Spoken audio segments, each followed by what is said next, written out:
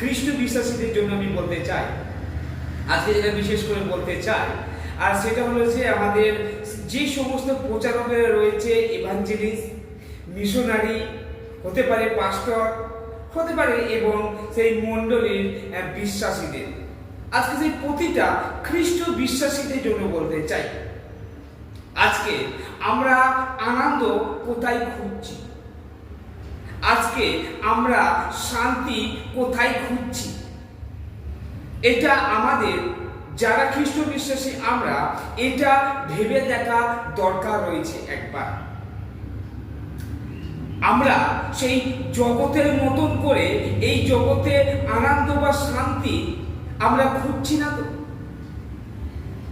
আজকে সত্যি খুব খারাপ লাগে যখন আমরা এই সোশ্যাল মিডিয়ার দিকে দেখি, আর এই সোশ্যাল মিডিয়াতে খুব ভালো একটা জিনিস দেখতে পাওয়া যায়।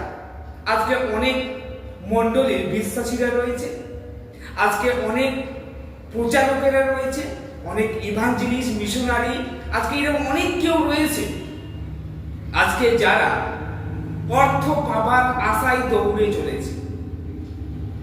তারা সেই অর্থ পাবার আশায়, যে অর্থর মধ্যে দিয়ে তারা মনে করে শান্তি বা আনন্দ বা খুশি সেখানে পাওয়া যাবে, বা জগতের কিছু মোহকে অ্যাচিভ তারা করতে চায়। আজকে বিশেষ করে আমি তাদের জন্যই আজকে বলতে চাই, আমরা ভুলে গেলে চলবে না যে ঈশ্বর আমাদেরকে কোন সুসমাচার প্রচার করতে বলেছে। তাহলে প্রথমে আমাদেরকে এটা জানতে হবে, ঈশ্বর আমাদেরকে আজ্ঞা দিয়েছে যেন আমরা তার সুসমাচার প্রচার করি। এখন আমি বলতে চাই, আপনি কার সুসমাচার প্রচার করছেন? আপনি নিজেকে একবার প্রশ্ন করে দেখবেন।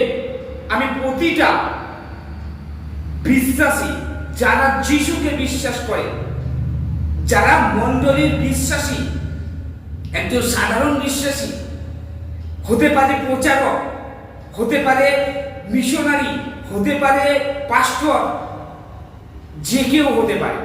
আজকে আমাদেরকে জানতে হবে, আমরা যে সুসমাচার প্রচার করছি এই সোশ্যাল মিডিয়াতে, হতে পারে আমাদের গ্রাম অঞ্চলেতে, আমরা সত্যি সত্যি সেই যিশুর সুসমাচার প্রচার করছি তো?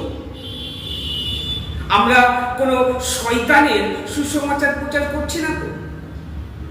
আমরা জগতের কোনো সুসমাচার প্রচার করছি না তো? আমাদেরকে সেই মতিলিখিত সুসমাচার তার 28 অধ্যায় 19-20 পদে আমাদেরকে সেই সুসমাচার প্রচার করার জন্য বলেছে। সেইখানে কোনো জগতের সুসমাচার নয়, সেইখানে কোনো শয়তানের সুসমাচার নয়, সেইখানে ঈশ্বরের সুসমাচার প্রচার করার জন্য আমাদেরকে বলেছে। তাই যখন আমরা যিশুকে বিশ্বাস করেছি, আমরা যেন সেই জগতের সুসমাচার না প্রচার করি। জগতের সুসমাচার কি আর সেটা আপনাদেরকে বোঝাতে হবে না, আশা করি আপনারা প্রত্যেকে জানেন। সমাজের দৃষ্টিতে, আমাদের দৃষ্টিতে আমরা যা কিছু দেখতে পাচ্ছি সেগুলো হলো যে জগতের। তাই জগতের সুসমাচার যেন আমরা না প্রচার করি, আমরা যেন সেই ঈশ্বরের সুসমাচার যেন আমরা প্রচার করি। চলুন আজকে একটু আমরা নিজেদেরকে সেই বাক্যর সঙ্গে একটু মিলিয়ে দেখি যে সত্যি সেই বাক্য স্বরূপ আমাদের মিল আছে কিনা, আমরা সত্যি সঠিক পথে চলেছি কিনা। চলুন তাহলে বাইবেল থেকে আমরা দেখি।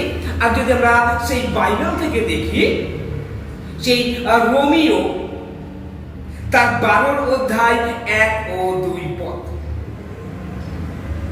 সেইখানে বলে, ভাই ও বোনেরা, আমার মিনতি, এই ঈশ্বর আমাদের প্রতি দয়া করেছেন বলে তোমাদের জীবন ঈশ্বরের উদ্দেশ্যে জীবিত বলিরূপে উৎসর্গ করো।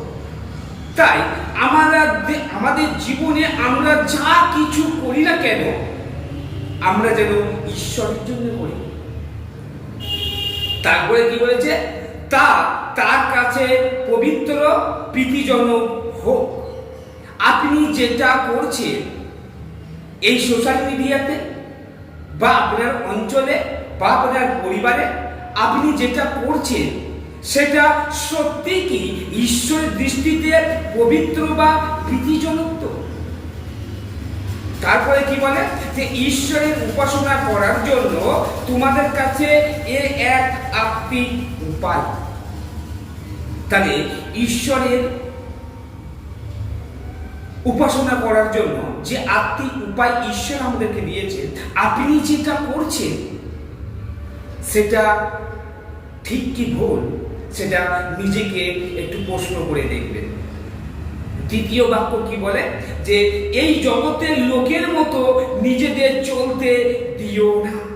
প্রিয় ভাই বোন, আজকে বিশেষ করে যে বিষয়টি আমি বলতে চাই আর সেটি হলো এইটি, আমরা কিছু অ্যাচিভ করার জন্য, আমরা কিছু পাবার আশায় আমরা সেই জগতের মতন করছি না তো কিছু। ঈশ্বরকে ছেড়ে ঈশ্বরের বাইরে আমরা কিছু সুসমাচার প্রচার করছি না।